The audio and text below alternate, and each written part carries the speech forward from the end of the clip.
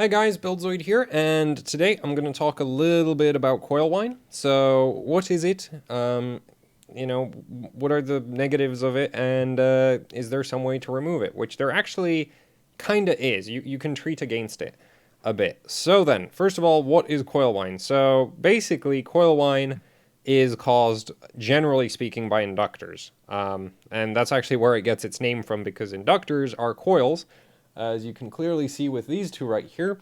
And these are off of GPUs, so they're not special in any way, shape, or form. Like this is off of an RX 480.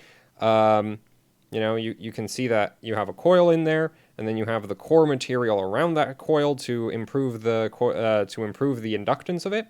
And similarly, we have another one here, and this one has less turns because this one is a lower inductance. Right, so this is a 250 nanohenry, whereas this, as we can see from the 1R0, this is a 1000 nanohenry inductor. So you can clearly see that this one has a lot of turns, this one has like a lot less turns. So there's also like, depending on how the cores are designed, that also affects the inductance. So yeah, but definitely the number of turns has a big impact on how much inductance you actually get. Assuming the cores are the same. So these are the inductors, and there's also, this is like a really common kind for lower power capabilities. You'll see these kinds of inductors really go up to something like 40 amps, DC, like RMS, and maybe 50 amp saturation or 40 amp saturation. So you really won't see them in like super high current applications on most cards.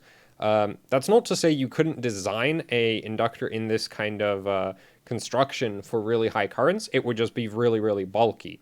So you don't really see them in very, like this style of inductor for high current applications. For high current applications, you're generally going to see something like these. So these two are off of a GTX 480. This one's off of an R9 290X. This is a 230 nanohenry memory, I think memory VRM. Yeah, there.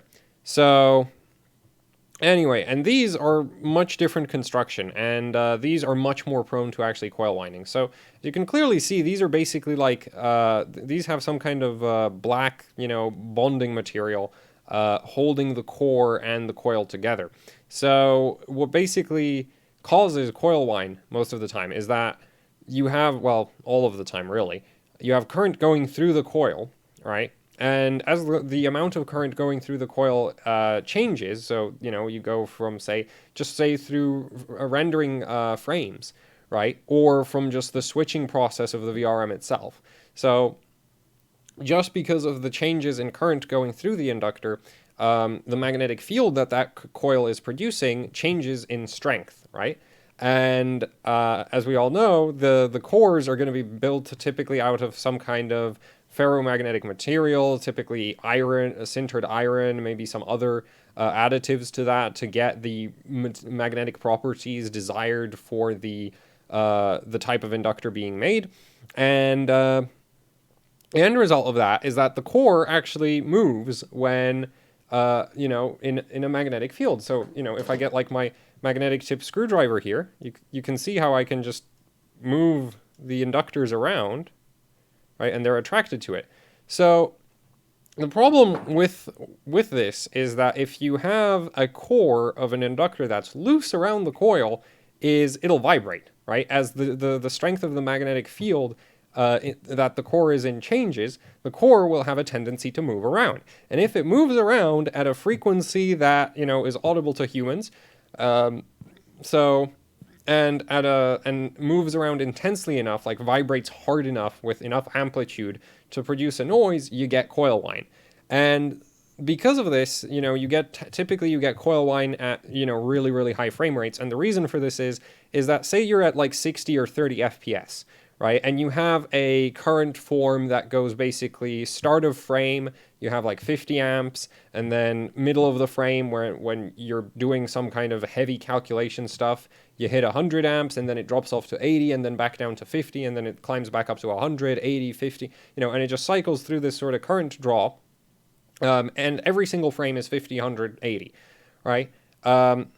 So if that happens 30 times a second, that's going to vibrate the core at, 30 hertz. And if the core isn't like really, really, really loose, you're not going to hear that because, well, it's a bass frequency and this isn't a subwoofer. It's not going to produce a lot of bass, no matter how hard it tries. Now, that's not to say if the core was loose enough, you might hear something like the core tapping, against the PCB at 30 hertz, and that would actually be really, really obnoxious.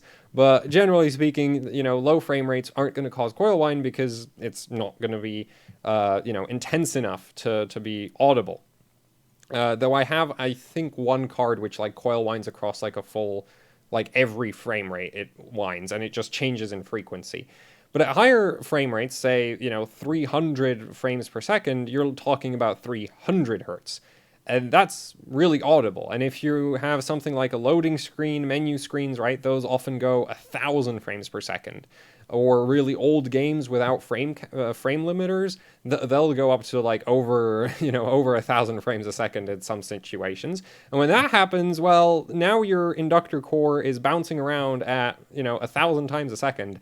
That is very, very, very audible. That's like a really, really easy frequency for something like this to produce, and that's why you basically get coil whine.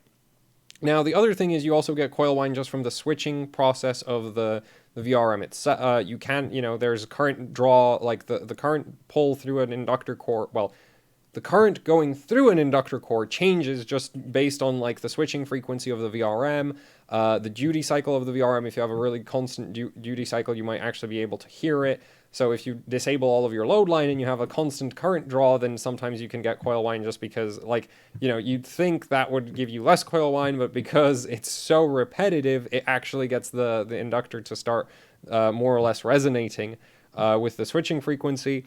You can also have things like the input filtering inductors. So here we have a GPU, so you'd have like these inductors, which their job is to basically filter the power going from the 12-volt power plane to the power stages over here.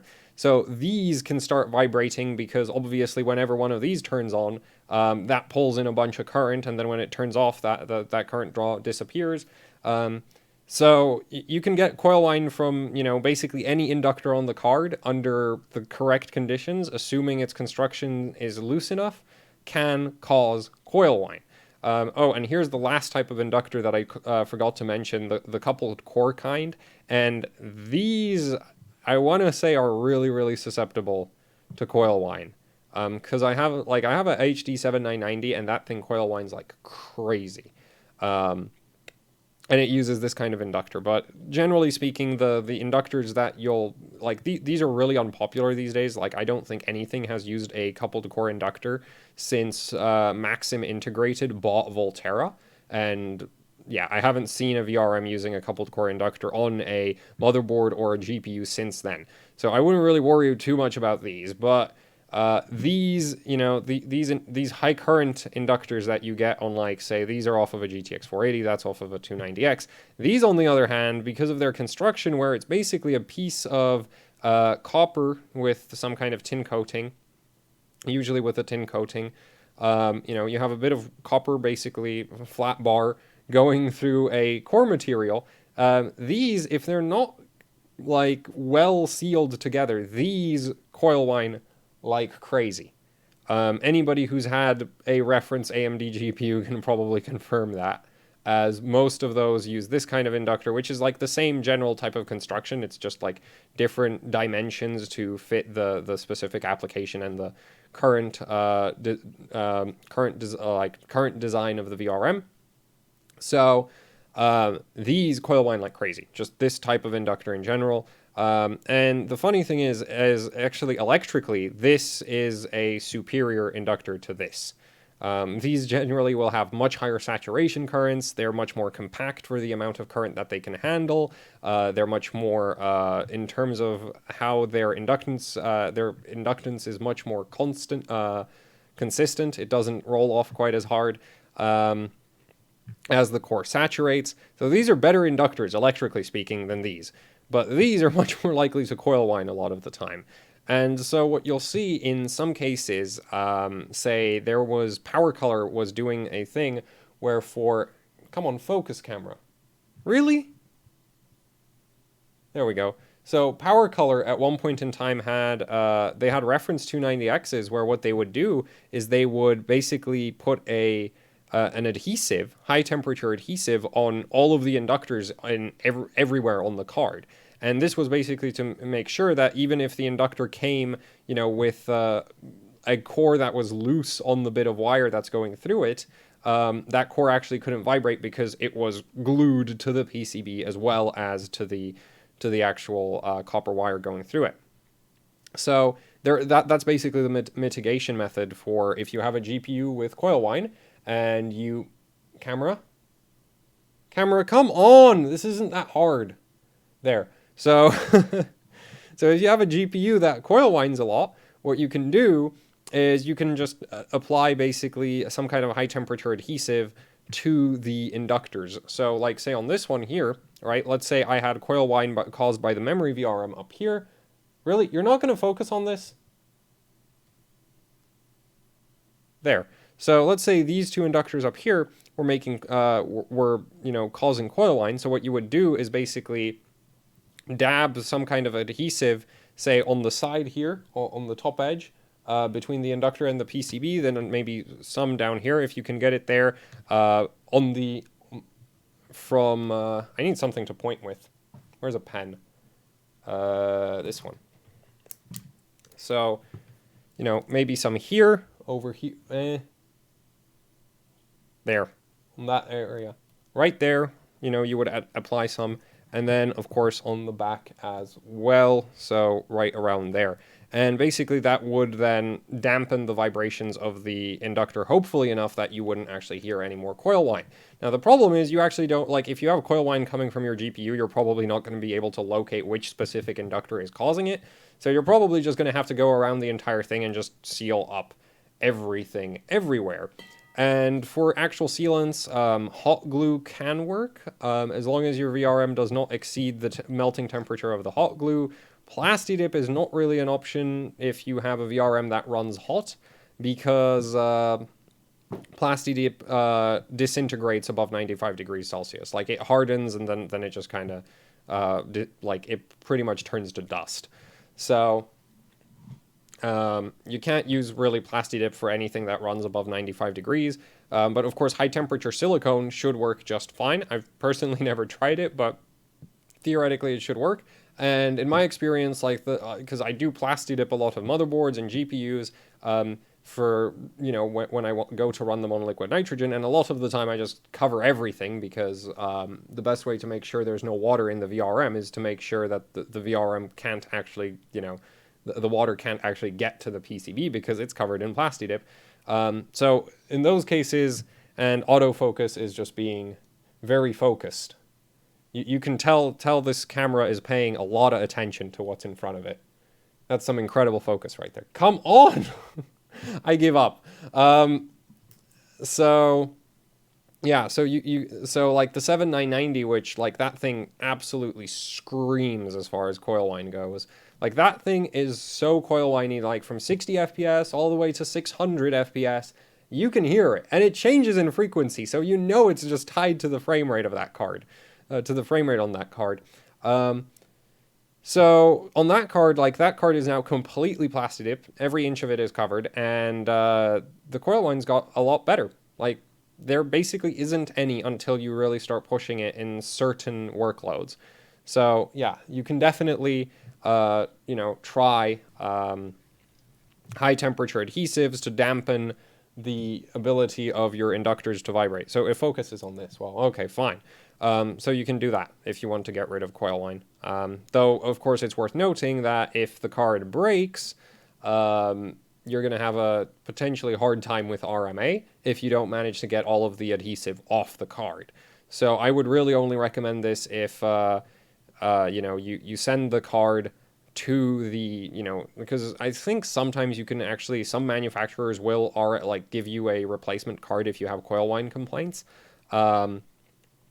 But if if every card you get from them as a replacement still coil whines, then, the next option is maybe sometimes you'll sometimes find that certain PSUs cause more coil whine than other PSUs.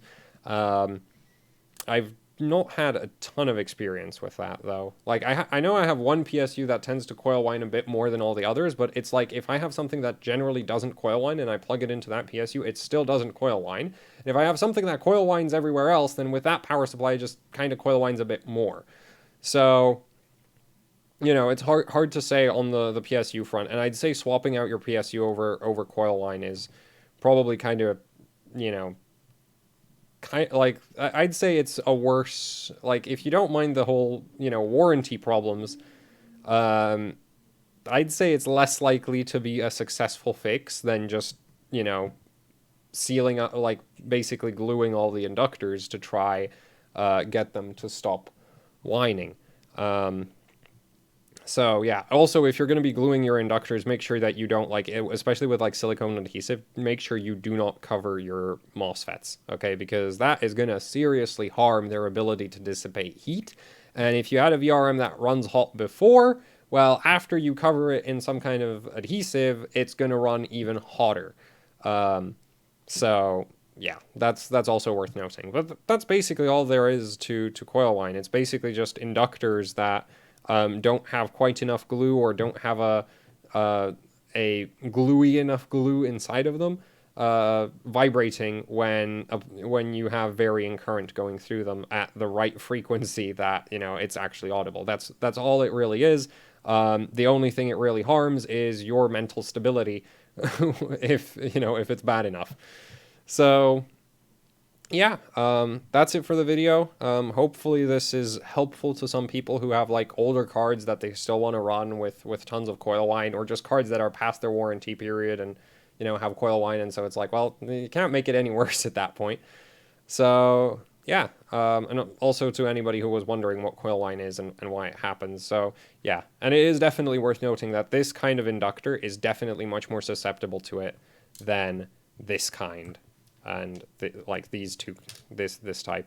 In fact, Gigabyte has recently started using these on motherboards, and I've noticed that sometimes one of the motherboards I have from Gigabyte with this... Oh, come on! How can you not stay focused? Come on. Huh? Stupid freaking webcam. There we go. Yeah, so Gigabyte started using this kind of inductor on a lot of their motherboards, and I've noticed that one of the boards that has these, that I have from Gigabyte, it can coil whine. It's not like it's very often that it does it, but I have heard it at least once from that motherboard. And motherboards generally don't have issues with it because they have very large, like, ridiculous amounts of inductors relative to how much current they need to push. So generally speaking, the magnetic fields going through those inductors aren't strong enough to cause them to vibrate a lot. But I've seen it on, like, say, X79, that, you know, it can, under certain conditions, it can coil whine a bit. And then Z370.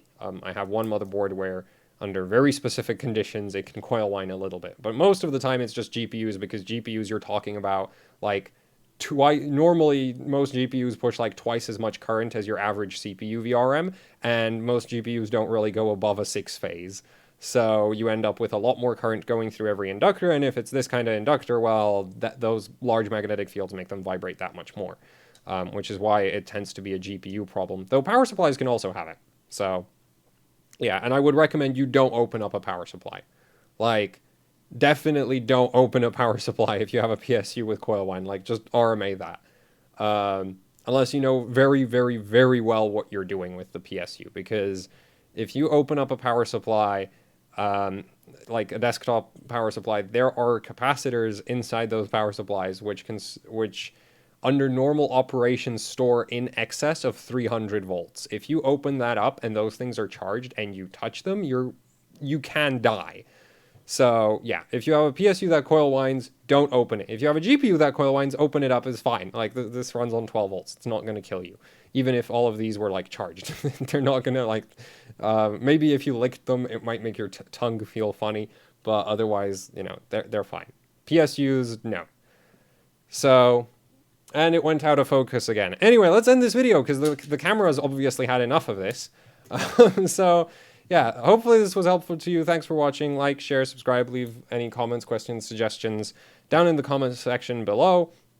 And if you'd like to support what I do here with actually hardcore overclocking, I have a Patreon, PayPal, t-shirts. You can find a link to all of those down in the description below. And yeah, that's it. And now it comes back. Awesome. Autofocus. Absolutely awesome. So yeah, if you'd like to help out, those all help out immensely. And I need to go press the stop button. Where's the mouse at? There it is.